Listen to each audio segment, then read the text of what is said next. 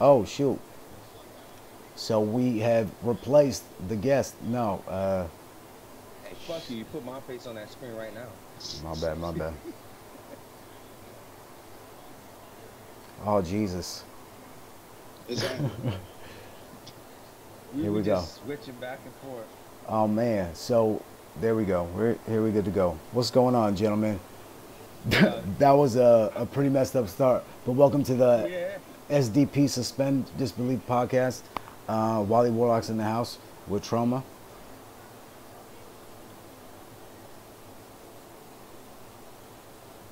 Yes, he is.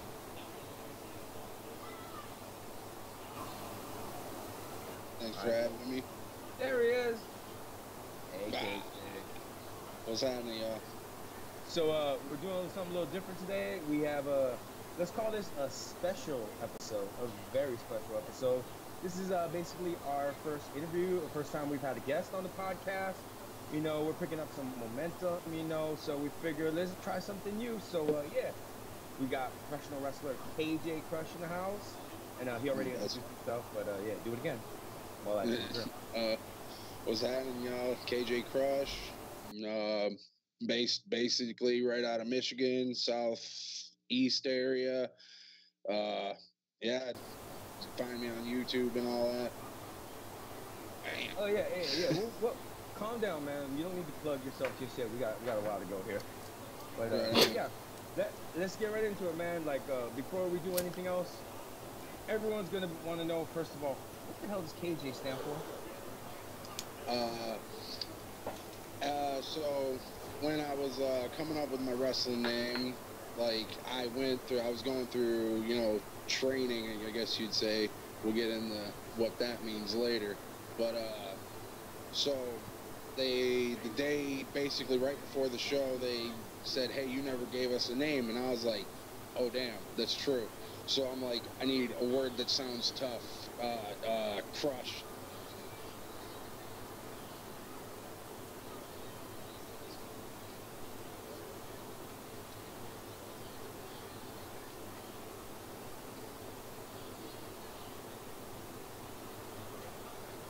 That this is not going to be a CM Punk kind of thing where everyone doesn't know what CM means for years and years. You know, everyone knows now.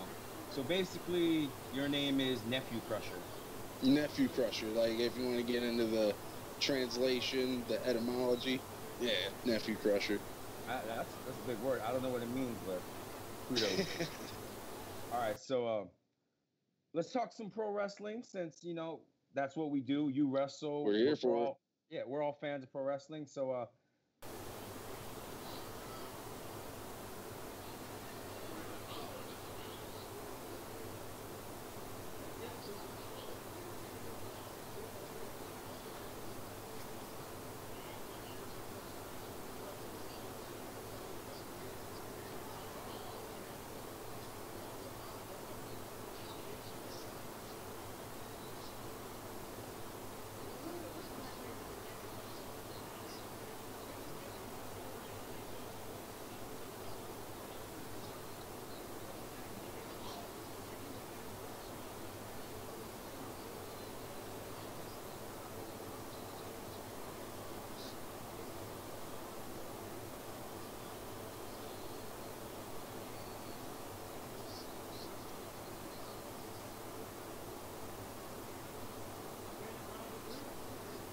Was watching. I was just flipping through the channels one Monday, and I came across Nitro, and Chris Jericho was on the mic, and I was just like, who's this dude talking shit to?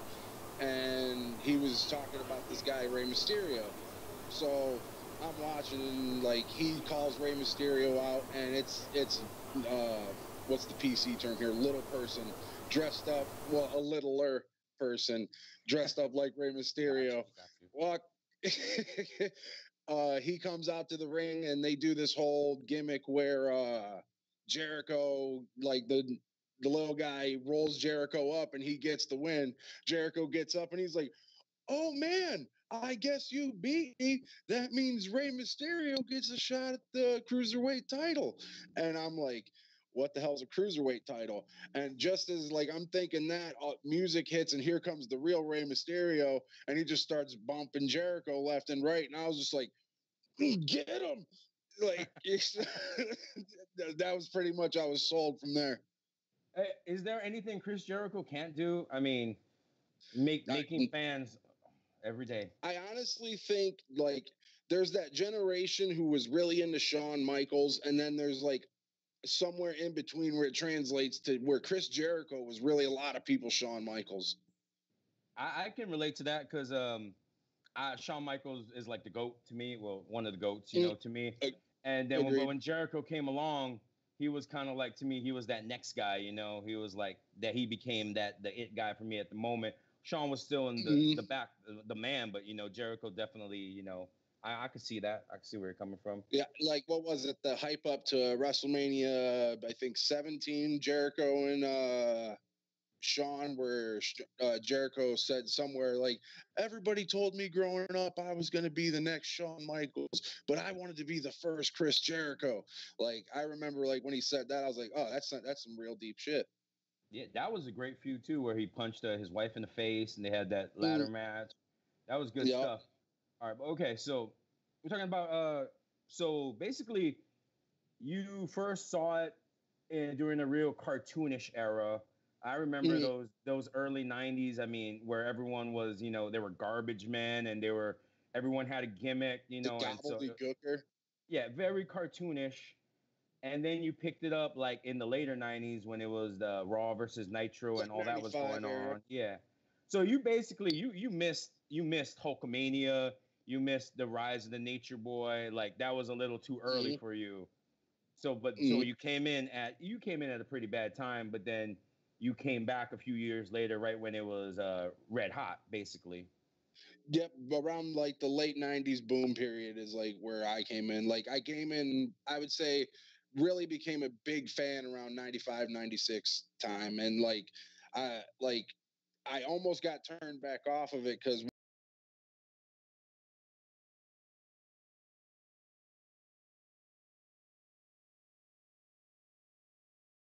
Well, I don't understand how this was supposed to be amazing. But I came right, like, that's when I started making the shift from WCW to WWF. So, but you were going into that, were you like, you had no context, or were you the kind of fan that would go back and check out the history and kind of go back and see, you know, who Hulk Hogan and the Warrior, and, you know, see who these players were before they were players in the modern day? Right. Yeah, pretty much. And this was like just as the internet was taking off, back when it was like a real luxury thing, you know what I mean? Like, and I'm from a pretty low income area, so like once I got the internet, I just went on a study spree. Like there was this site back in the day called obsessedwithwrestling.com. I'm not sure if it's still operating. I remember that site. Yeah. Yep. I was all on that. Yeah, I was all on that, learning as much as I could about as many people as I could. Like, so like as a kid, I'm watching WCW when Ric Flair comes out, everybody's like going crazy for him. I'm like, who is this guy? You know what I mean? But as soon as I got into it, and like when I learned it was fake is when I really fell in love with it. Well, not fake, excuse me. Ooh, I did the cardinal sin. Predetermined, yes. Choreograph. Yeah, I can understand it too. A lot of people might be like, they find out it's fake and they will walk away from it. But then, like, when you really think about it, you know, that kind of makes me respect it even more. Like, these guys are going out there and they're not murdering each other, you know? I mean, that's a level of skill. I tell everyone, you know, to be a wrestler, you have to be like the world's greatest actor, the world's greatest athlete. You have one take to go out there, get all your lines right, and not kill anyone. You know, that's a level of skill not a lot of people have in this world. Mm-hmm. Well, and like that's the thing about it. Like, you get a lot of like the MMA guys coming out, and they'll be like, "Oh, why are you going to watch that when you could watch two like actual athletes go out there and fight?" And it's like, first, when you're watching wrestling, it's still actual athletes. The only difference is they knew the kick was coming to the face, and they took precautions to defend themselves. And my biggest thing between the two, it's like, sure, it's nice to watch a real fight, but this fight's been hyped up for 3 months and it ends with 3 punches. You know what I mean? Like, you just paid $50 for 3 punches. So I'd rather stay, like, you can call them what I like all you want, fake, but I'd rather watch that, to be honest. I feel you. I feel you. So when did you know, like, you know, we were all fans, we're all young, we all discovered wrestling, we were all like, this is awesome. When did you know, or when did you have that feeling that I want to do this? I don't want to just watch this. I want to do this. I want to participate.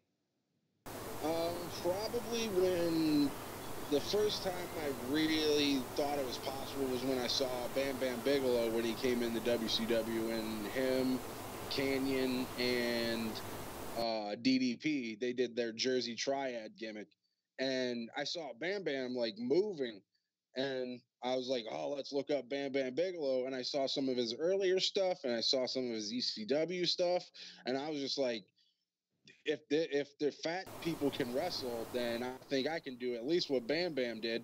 And that was also around the same time that those Best of Backyard Wrestling tapes were coming out. And I was like, see, they're just doing it in their backyard. I can do this. You know what I mean? Yeah, I want to talk to you about that, because that's the first time we ever met was actually me coming to see, you know, one of your backyard dealies, you know. It wasn't like an actual show.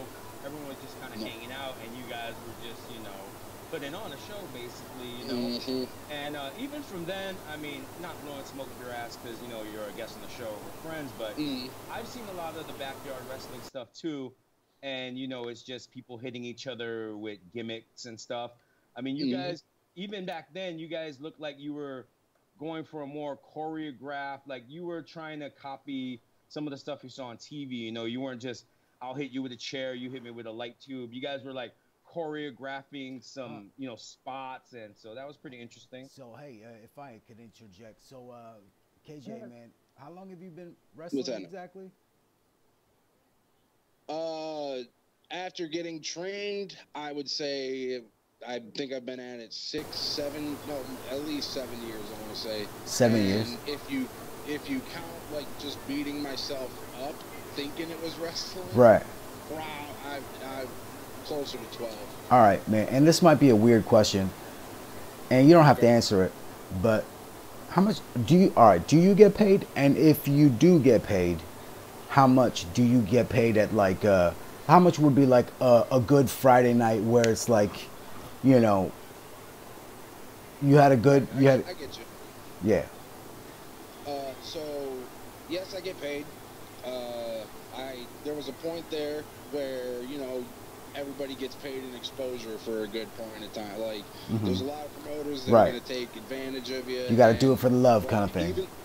But even so, like, even back then when I wasn't making money off of it, it was still a matter of, like, this is about fun for me. Like, I like wrestling. It's something that I can't see my life not being revolved around. You know what I mean? Like, it took over my life. So I would say the most I've ever made, like, on a show was like $100, like, for just the one show.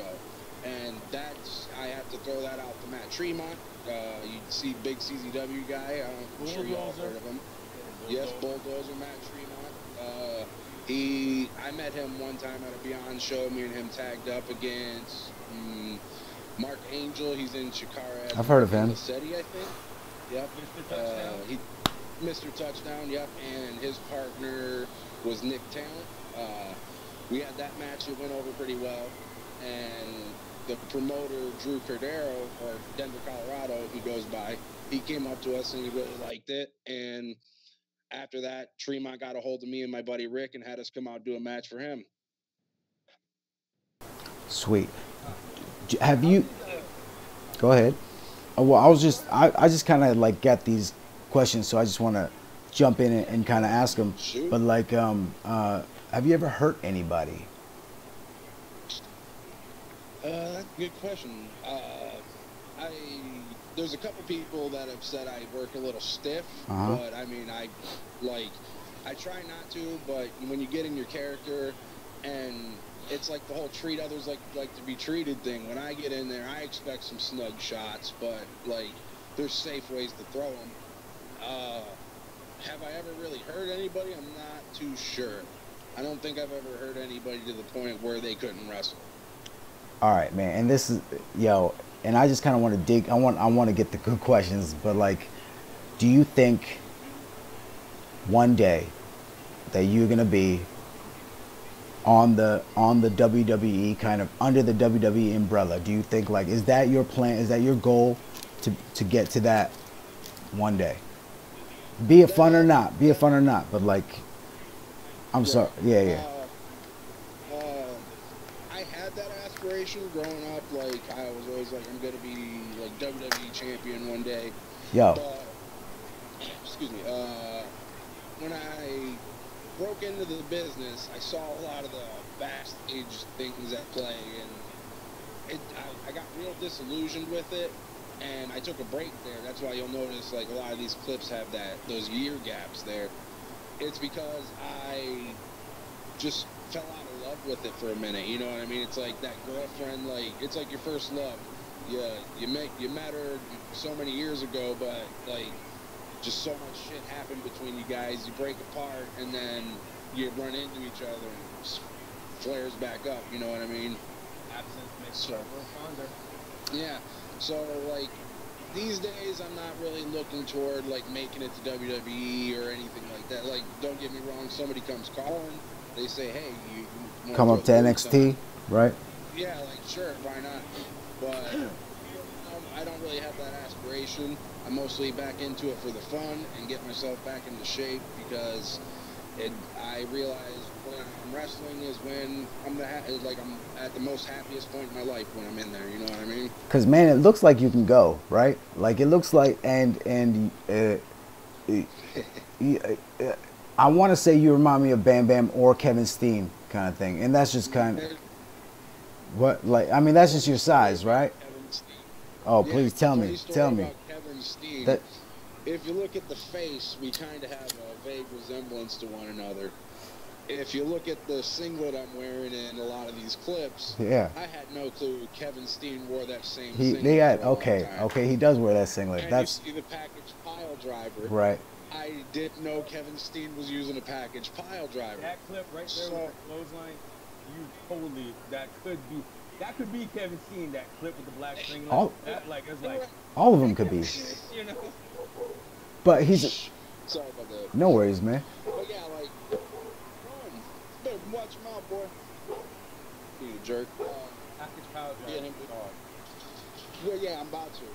But, so, like, anyway, when Kevin Steen won the Universal title, I had people from back in the day sending me messages saying, bro, I knew you could do it. You started out so many years back then. It's like, you finally made it. And I just went with half of them, like, hey, thanks, man. I put in the work. Hey, man. That is awesome. I have one more question. Who's right now, who's your hands down favorite wrestler? Like, who do you mark out for? Bailey. Oh. Not even from a, like, oh man, look at that angle. I mean, like, literal, I think she's one of the best workers right now on the roster. Like, she works her gimmick. Like, people want to talk about the way she talks, but doesn't bother me none. Like, I like the way she works. I think she gets people behind her, and I personally believe she's one of the driving factors in what's bringing female wrestling to, like, the main stage. I'm not making that face at you. I'm making that face because I think he's gonna go. What about Sasha Banks? I was about to say, yo, Sasha Banks is like my. On our first show ever, this fool compared Sasha Banks to Shawn Michaels, and that was like our first big argument ever. Yo, Sasha Banks is the Shawn Michaels of women's wrestling. I'm just saying, he like. Said that, I almost quit the show on day one. Episode 1 when he said that. Sasha's an amazing worker. I met her one time at a Beyond show. I like her, but nothing personal against her. I think the gimmick is just one that you see pretty often. You know what I mean? It's nothing that you can really say you haven't seen at an indie show before.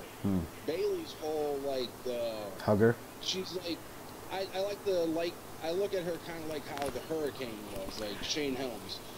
His gimmick, whether you found wrestling cheesy or not, that level of something, just kind of, you respect it. You're like, I get what he's going for. It makes it easier to understand what's happening, and it's just entertainment. And at the end of the day, we're all entertainers, and if you're a good entertainer, you're good. Now, you know what I mean? Now Bailey has been off of TV because Sasha's injured, right? Is that pretty much what's going on? Well, Sasha's back on house shows this weekend, I believe. So I do believe she's about to make a return. And I think Bailey's been doing a mixed match challenge. Okay. I haven't really kept up with the current product, to be honest. Yeah, me neither. when I hear something's going down, I'll tune in. You know what I mean? Like if something big's supposed to happen. But for the most part, like I definitely recommend if you're a fan of it, wrestling, that's your main show you want to watch because it's consistent and it'll be there every week for you. But it's just when I watch it, it's just kind of, I'd rather watch some, more indie stuff, to be honest. I'm a big Japan's pretty good. My man. I'm a big WWE, I like the whole presentation, and I like the whole kind of, I like that. It's what I've been. Guy, I'm the indie guy. That's our gimmick. But here. I like the indie stuff too. I'm down. I like the WWE too. It's just I watched the PWG. You can't be a wrestling fan and not like WWE at some level. Right. Hey Wally, by the way, stop stealing my damn question off my list. My question. Sorry, man. My bad. I'll let you guys continue your. No, hey man, dude, I told you. I want, we can freestyle this, man. I mean, I got questions, but I just had a couple ideas, and I was just like, oh, that's kind of crazy. I want to know the answer to that. Oh, you had a couple ideas that I wrote down on a piece of paper and sent you. Oh, okay, my bad. Sorry. All right. This is more our style, the banter, the arguing. Right on. I'm enjoying myself. If you want to say fuck you to one of us, feel free. That's nothing new on this podcast. Hey, so far I ain't felt the need. All right, cool. All right. I'll get a couple quick basics in, before we get into something, more substantial. Just, because you talked about your training and you kind of had quotations on that. So what do you mean by that? What exactly was your training? So this will go into one of your other questions, like how you wanted to talk about the yard stuff. Like the transition.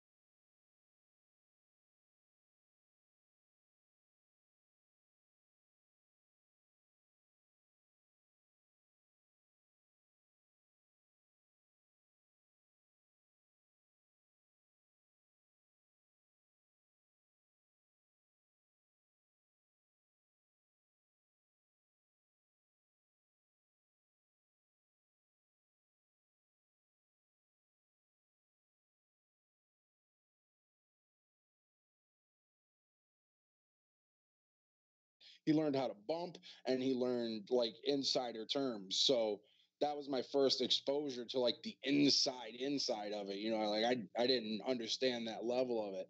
So after that's where the quotation marks come in, trained me. We did.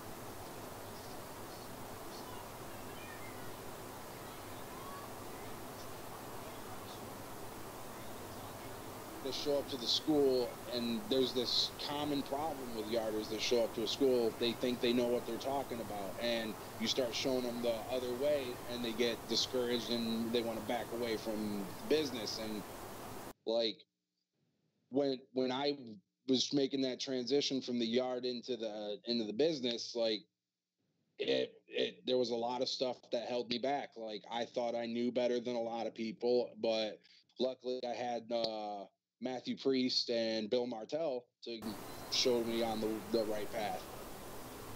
Did you attend an actual school, or was it more like just buddies teaching you the ropes? I attended the BCWA Wrestling Academy. And that's the blue collar.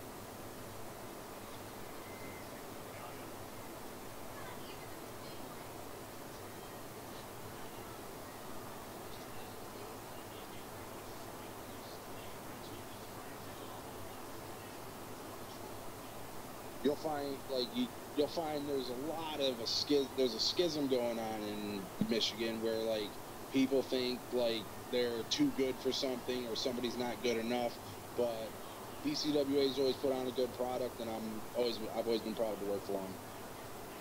So do you remember what was your first match? Do you remember when that was, where that was? My first professional match, or yes, your first professional match, where you could go out there and say, "Oh shit, I'm a wrestler." My first professional match was me. There's actually a clip of it on my YouTube, and it was just a terrible performance. We had been training all day, and the show kicks up, and I think I'm ready. I've wrestled this guy, Ken Cash, 1,000,000 times before.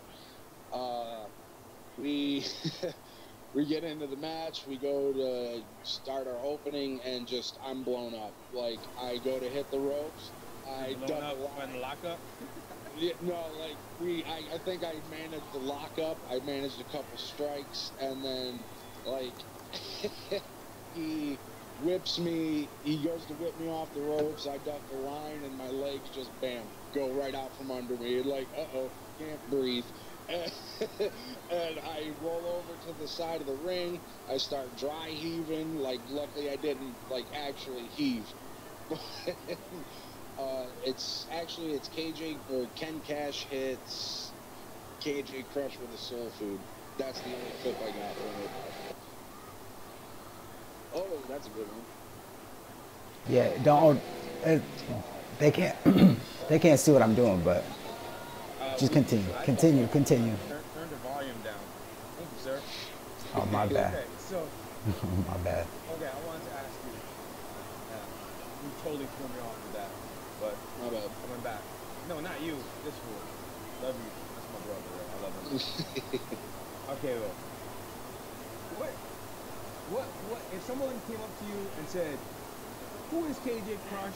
What is KJ Crush?" I mean, what would you say? I mean, what is your gimmick? I mean, what are you? Who are you? So KJ Crush it's a part like it's pretty much a standard answer when you ask most of the guys where their character comes from. It's like an extended part of me. Like for most of my life, I don't want to toot my own horn or anything, but I've always got, man, that's what we're here for. I always get the "you're such a nice guy" thing, and it's like I try to live up to that. I try to be a good guy, but there's this part of me, you know. I do a lot of shit talking in here, you know what I mean? Like somebody will say some shit, and I'll just like quip come off the top of the head. It's like, but I can't say that because you know I gotta probably look at this person again in the future. So like KJ Crush is like that part of me that he's a bit quick-witted, but he's also quick to anger. Like I'm a pretty much career heel. Like I'm always the bad guy. Like I'm a shit talker. I'm the rough and gruff fighter. But at the end of the day, there's a lot of comedy laced in there too. Because I feel like without that, you take yourself too seriously. So it's basically just you letting your inner asshole out into the world. Yeah, it's like when I walk through that curtain, it's the rules of society kind of go away. Like I'm allowed to be like mean to you, and you're gonna come back for more. You know what I mean? Yeah, I get you. So yeah, that's pretty cool. So let me ask you this then.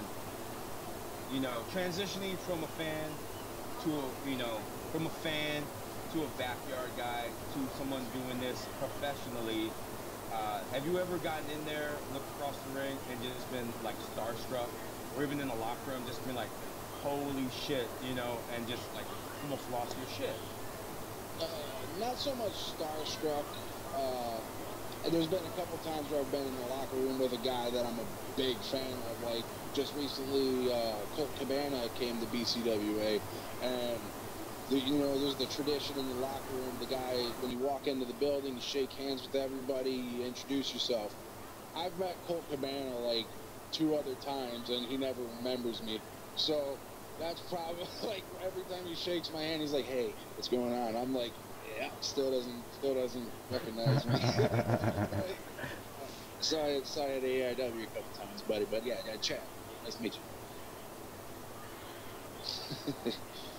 But I would say biggest name I've ever worked with, like I've never really had the opportunity to work with too many big names, but the Chikara guy, Dasher Hatfield, that's probably the biggest name I've ever worked with and one of the smoothest matches I've ever had. Dasher Hatfield can go. I mean, I feel like a lot of the Chikara guys are unfairly, they get that stigma that they're cartoonish comedy wrestlers, but then like you can watch a Chikara show and you can see some unbelievable matches and some unbelievable wrestlers. And I feel bad for Dasher. Was it Dasher or Mark who just won the title and then totally shattered their leg and now they're out? I didn't hear anything about that. It was either Dasher or Mr. Touchdown. One of them ended Juan Coronado's title reign and completely like shattered their leg during the match, so they're immediately out. So that really sucks. What's up to you, Mark? I'm so sorry. So we kind of touched on your time off, why you took time off and why you returned, and and we kind of touched on injuries. Have you ever injured anyone? So let's get into it. We all know we're going to talk about it. Let's talk about the moonsault. I mean, if my man wants to pull up that clip, you can see that moonsault. Now, personally, you told me about this. I sought it out. And I could barely tell that you even hurt yourself. I mean, I thought it was good form. It looked good to me, but then, you said, come to be you were concussed and injured. Yeah. But if you want to talk about what exactly happened there. All right. So we were doing a Beyond Wrestling Secret Show, and that's basically the boys getting together, putting on the best matches we can, throw them on a DVD and sell them. So my opponents were Danny Only, Pit Boss, and I don't remember the other fella's name. Shit. So either way, we're going through the match, and we get to the point where I'm throwing this moonsault. I go to throw the moonsault, and like I don't know if you like when the clip goes up, but if you look, one of my I just kind of like didn't get enough push off of it. And when I go back, I see the mat, and as I'm landing, my face smacks the mat, and like everything else smacks at the same, like right afterwards.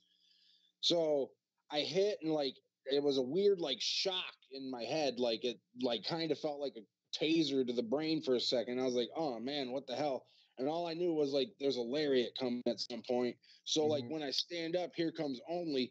Bam, hits me with that mean ass line, and I neck bump it.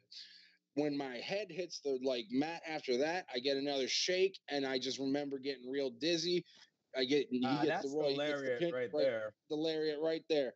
Mm-hmm. And like I'm looking up, and I can see like it looks like I got 4 legs dangling over my face at this point because I get double vision. I'm getting sick. Dan Only gets the pin 1, 2, 3. I go to roll out.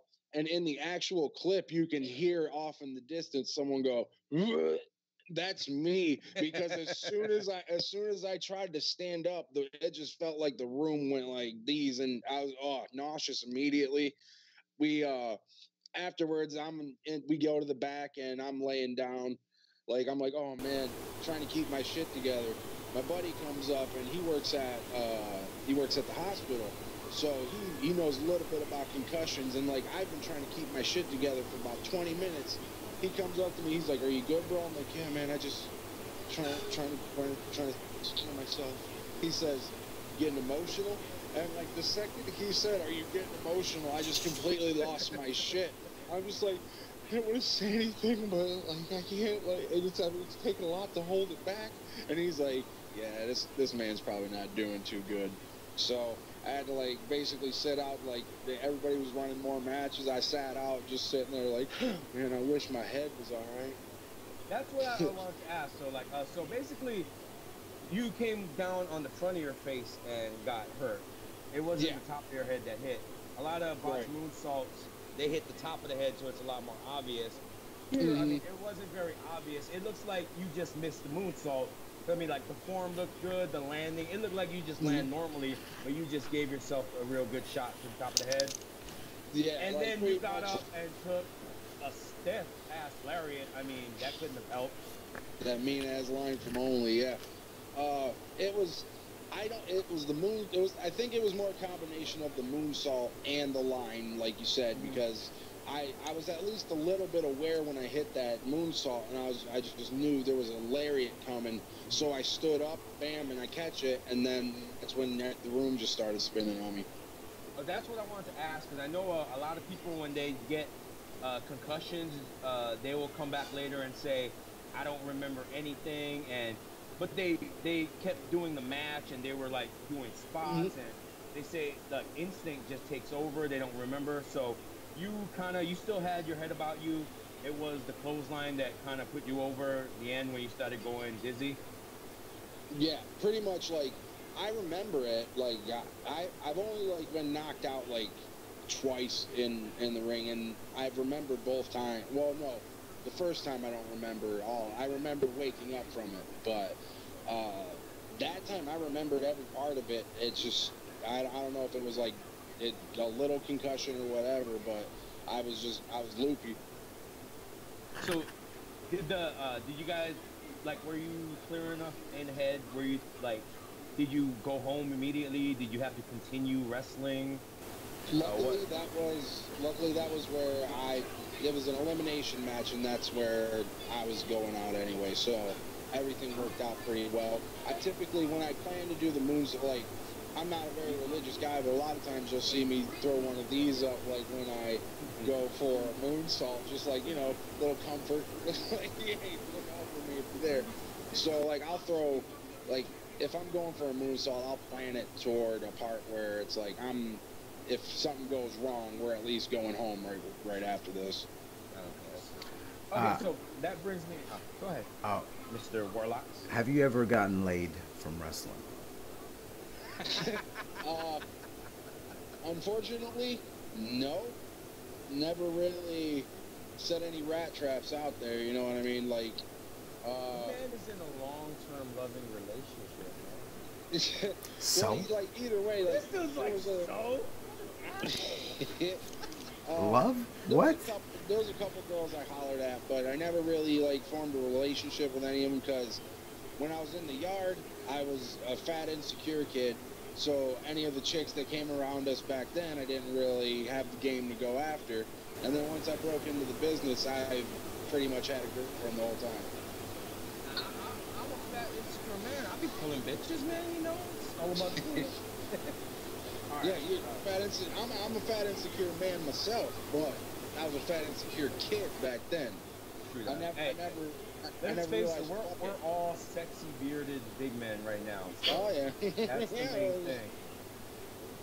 You know, you'll get there, Wally, you know. Yeah, one day.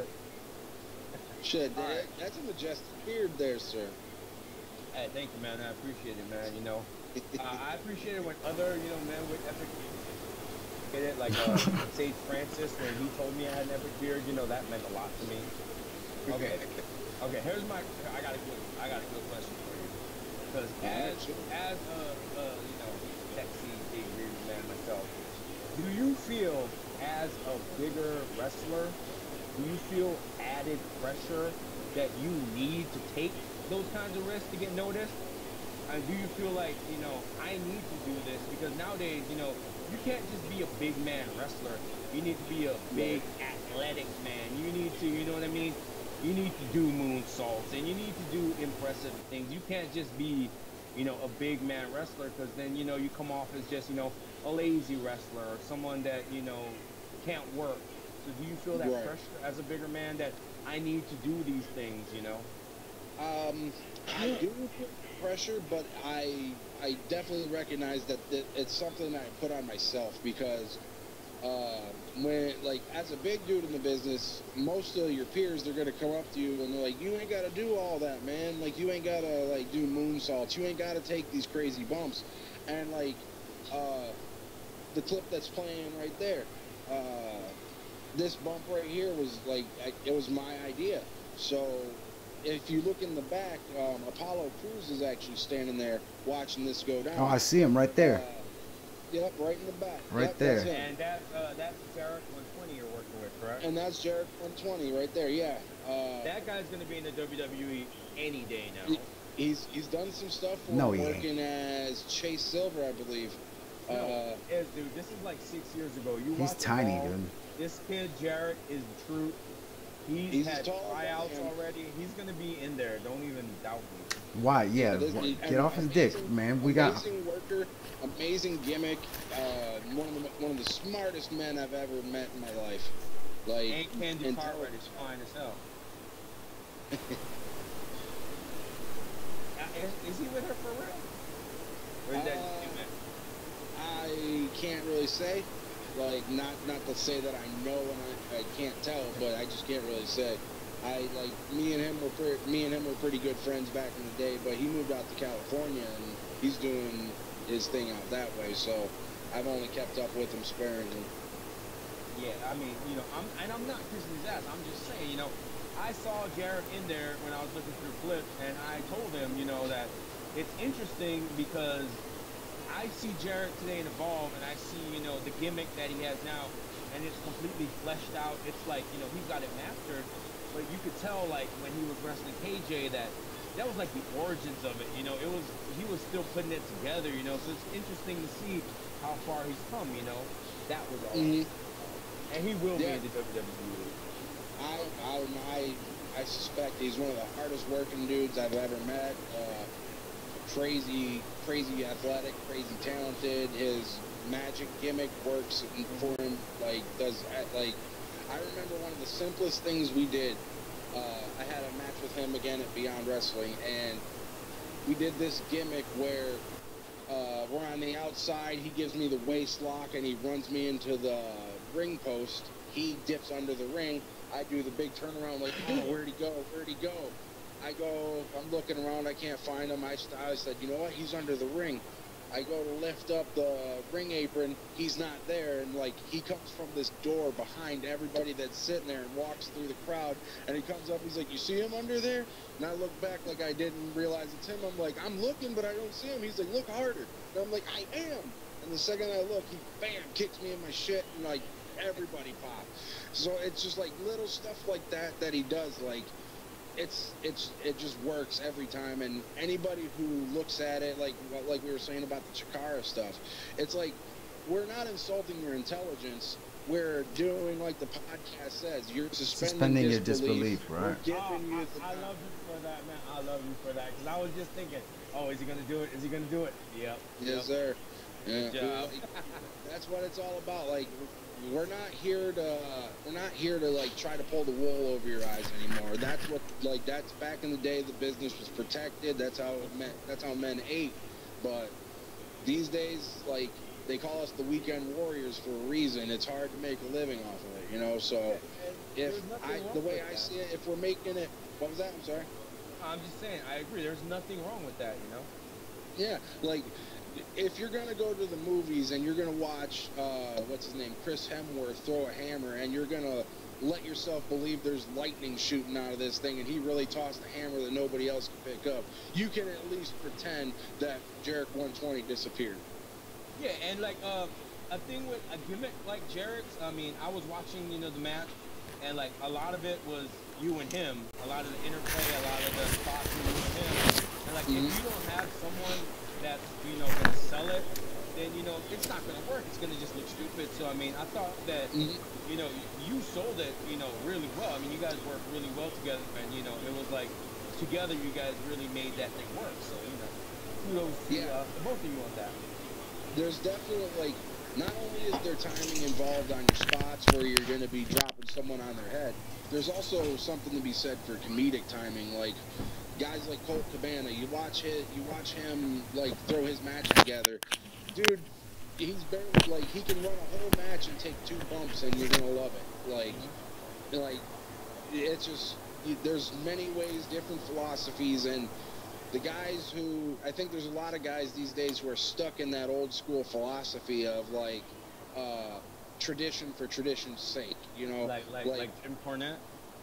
Now that's the thing. I respect Jim Cornette. He's one of my favorite guys. He's behind the times, I feel. He definitely a little behind the times. Not to say that he doesn't know his shit, because he does, but if you look at his booking, I think it kind of betrays a little bit of his opinion, because look at the guys who were on top in Ring of Honor when he was there. It wasn't like Southern style wrestling, you know what I mean? He was bringing in Japan guys. What was it? Morishima and Joe was. And like you look at Smoky Mountain. He did a lot of outlandish things as well, The gangsters, come on!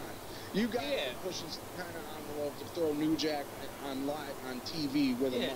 Push the gangsters against the Rock and Roll Express in southern countries back in that time, where someone could have easily gotten murdered or stabbed or rioted. I mean, I'm sure there were M-bombs dropped all over that place, man. Like, I couldn't imagine being those 2 dudes and not walk out feeling super like. It's just. It's like, still hard to watch. Yeah, like I've watched some of that. It's just like, damn. All right. Let's get to the important question here, because last week, me and that man right over there, Mr. Wally Warlocks, Mr. Bobby Style, whatever he's calling himself this week, it changes from week to week. Montreal screw job. Oh yeah. Shoot or work. It was. I think it's a work. I think the entire thing is. What? No. No, because all right. Go ahead. Well, like I would say, like my original opinion was that like there's no way that it wasn't a shoot, but going back into it and seeing like what was it? Less than maybe 2 years later, WCW worked the same angle. Like, it's like Brett. I feel like maybe Brett went up to him. He's like, "Hey, it worked there. Why can't we run it here?" You know what I mean? So, I feel like if somebody really screwed you over like that, and then the boss comes up to you and says, "Hey, we want to do the thing that like basically fucked you over," I don't think you'd be so willing to redo it. Unless it was work. If it really hurts you so much, you think they're gonna make rivalry DVDs and all these documentaries about it where it examines your pain? No, because it makes money. That's how it's to work, man. They know exactly what they're doing. Go back and watch the damn pay-per-view, bro. That's what I did. Go back and watch the pay-per-view, man. Yo, Vince McMahon is out there. All right, like look, they didn't go in the ring. The bell never got rung, okay? The bell never got rung for a reason. I'm saying. I'm not saying I believe it's a work. It's a work. I'm saying I'm not convinced either way. Like it's the greatest work of the entire. So you're neutral. You're neutral. Yeah, I'm pretty. Yeah, I'm Sweden on this. All right, cool. All right, I'll accept that. No. You're not working. It's all good. I believe in this conspiracy, man. And one day it will come to light that it was all a work. Bret Hart was in it, like from the beginning. Look. If they had to give that belt up, one way or another, look, why is it so outlandish that it would be a screw job? Like, why is a screw job so outlandish of a fucking? It's wrestling, bro. Like, I mean, like crazy shit is supposed to happen. I think they just screwed him. I don't think it was a big conspiracy. I think they just screwed him. I think that's the way they make Bret look good. You throw in like other variables, like Owen still worked for him for what, another year and a half or something like that. They can be like, oh, Owen, you know, like, oh. Wait a minute, let him stop. Don't, yo, if how, you're that mad, yo, how are you gonna like interrupt the guest while he's talking, bro? You can't like see this. He does this to me all the time, bro. Wait a minute, man. You've been talking about. Wait a minute. All right, go for it. So what were you saying, Owen? What were you saying about Owen working for him for a year and a half? Yeah, like you throw in that Owen worked for him for another year and a half, and like basically the rest of the family, each one of them got a shot. Like not one of these people had like Brett's back and said, "Oh, we're not going to work for you on principle. We're going to throw our name at like another company." Like none of that happened. But at the same time, I could see it happening. Brett had the reputation. You hear all the shoots, people talking about how Brett was like difficult to work with, like something close to Sean back in his day. So, and I also see the evidence that Brett seems pretty full of himself. So, okay. So, Mr. Warlock, may I retort now? Am I allowed to speak now? No, because now it's my turn. All no. Right. All right, you speak, then I'll go. No. I'm just saying. But I have a response to that. I'm just saying, okay, Trauma, if you can't respond if you have not watched the pay-per-view within 20 years, if you haven't seen it in 20 years, just go back and watch it, dude. That's all I'm saying. It's been 20 years, dude. It's been 21 years since you've seen that. Here's my point. The family, yeah, they went back and worked for the WWE, but not immediately. I mean, Neidhart and Bulldog, they both left. They walked out. In protest. They had contracts waiting. They had contracts. They left. But then what happened? WCW didn't do shit with them, and they went back. Yes, because it's like, if WCW is not going to do shit with me, I still got it.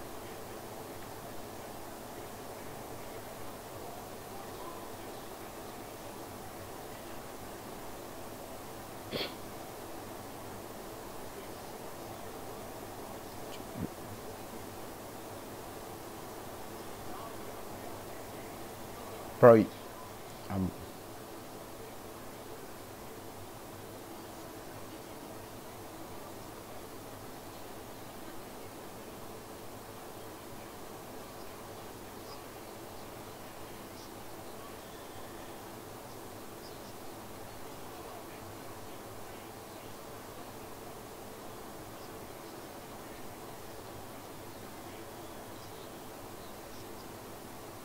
right, exactly.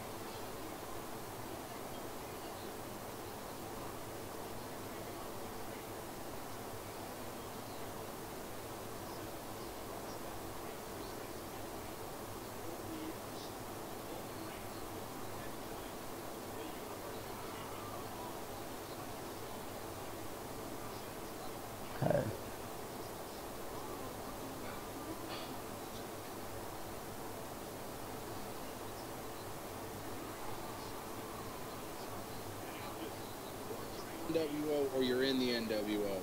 It's like they ran that storyline for like 8 damn years. Yeah, like the only people who weren't somehow entangled in the NWO were the cruiserweights, and that only.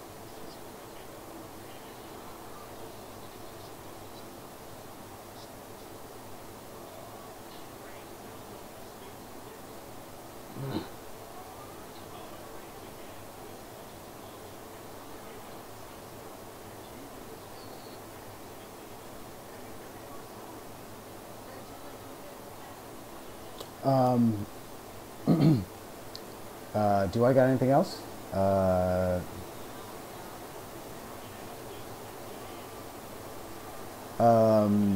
really, let's see, one second. Sorry, man, like I'm trying to, first of all, man, I'd like to thank you first and foremost for being our first freaking #1, super dope, super honest, super fresh, sincere guest and co-host. I guess like, you know, thank you for being our first guest on our podcast, man. Like, it means a lot. Like we try to take this as seriously as we could.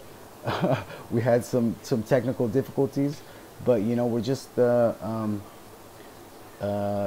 growing, and hopefully, you know, you'll grow with us, and hopefully you'll be a part of the SDP family, and you know, fucking, Sure.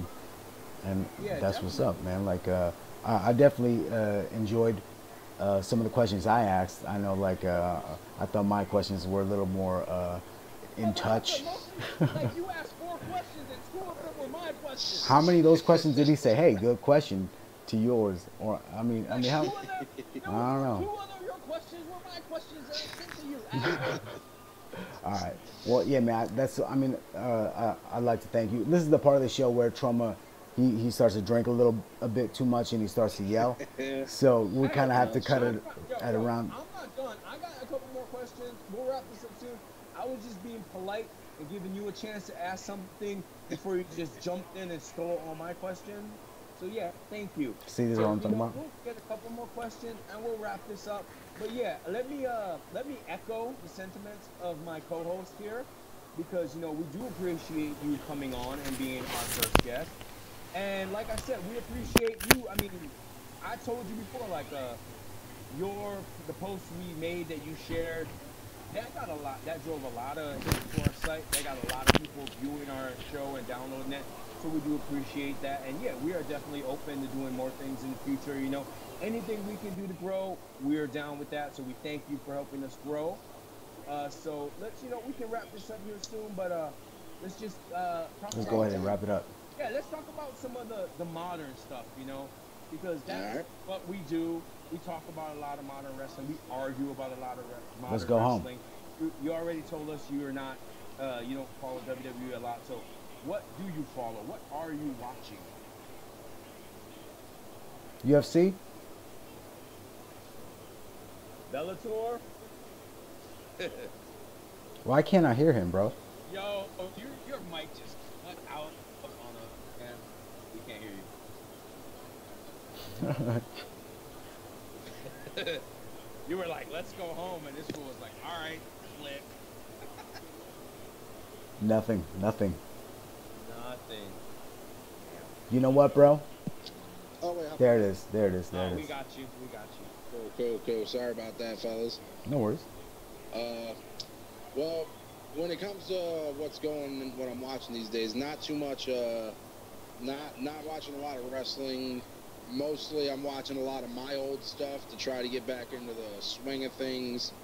But when I do sit down and I watch some, like I'm studying or something like that, I'll throw on a lot of old school stuff, because I feel like I got a good, at least a decent understanding of how, like, the product's going. But I think people still need that, like, root in the fundamentals. Like, watching a guy like Larry Zbyszko throw a match together is amazing to me.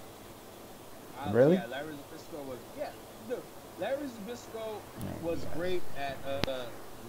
Why is this motherfucker shaking his head? I mean, This motherfucker shaking his head.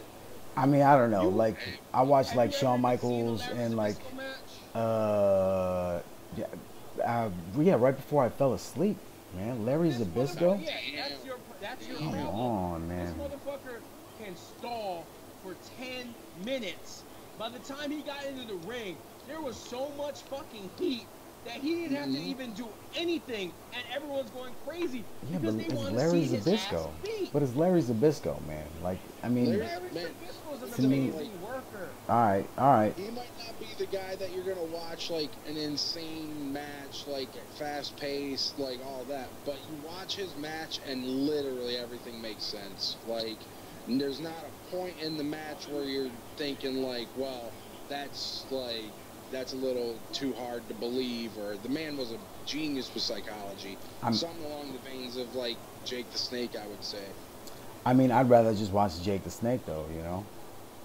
Jake was amazing too, but it's just something about the Zbyszko character and him as a worker. I've always enjoyed Zbyszko's work. Yeah, okay, so on that point, like what are who are, like, if we were to say, you know, who are your biggest influences? You know what I mean? Who fucking, when you get in there, like, who do you look at and think that's, you know, that's what I aspire to be? Well, when I first started out, obviously Bam Bam was a big influence on me. Like, he was the one that made me think, okay, a fat dude can do this. After him, I got real big into Raven. Raven's probably still my most favorite wrestler of all time. So, like, I try to take a little bit from Raven in the sense of, like, how he's able to deliver his stuff. He's able to come from, like, an intellectual standpoint. So, like, I like to look at things from his thing. I recommend, if you're trying to break into the business, Wrestling 101 with Raven, I believe it was. It was a Ring of Honor DVD. It's a kayfabe It's a kayfabe commentaries. Kayfabe commentaries. Well, you know, Secrets of the Ring with Raven. It's like some of the best insight I've ever gotten. Like, was just watching those two DVDs. I have the Sabu one and the Kevin Nash one if you want as well, bro. I'll hook it up. Right on. I'll just send me your email. I'll send that shit to you. All right, hey. Yo, wrap it up, man. Go home. Come on. You're talking about, like, what's his influences, man. It's like, yo, come on. What's wrong with that, man? Because look at your face right now. You're so angry. Let's go home. Tell you a quick Raven story, okay? Remember when Raven was Johnny Polo? Yes. One of the first house shows I ever went to. Before I was, you know, a smart ass Mark, I didn't know shit, you know. I just knew what I saw on TV, and when the opening match on the show was Johnny Polo versus Owen Hart. And I'm standing there with my homie, and I'm like, why the fuck is Johnny Polo wrestling Owen Hart? He's a manager. And some asshole prick walks up to me, and he's like, well, actually, Johnny Polo is, you know, a really good wrestler. And he used to be in WCW. And then he walked away, and I was like, what an asshole. But also, I was like, I want to be that guy. I want to know all this kind of shit, you know? That was like my first ever smart Mark moment where I was like, first of all, bro, that was not a Raven story at all, okay? That was not about, okay. That was not about Raven. That was about some dude that talked to you about Raven, bro. Bro. All right. Fuck you. All right, last 3 questions, rapid fire style. Favorite wrestler today? I already asked him, Bailey. He said that, bro. See? Oh, yeah. Okay, you know what? Fuck you. You asked him that because you stole my question.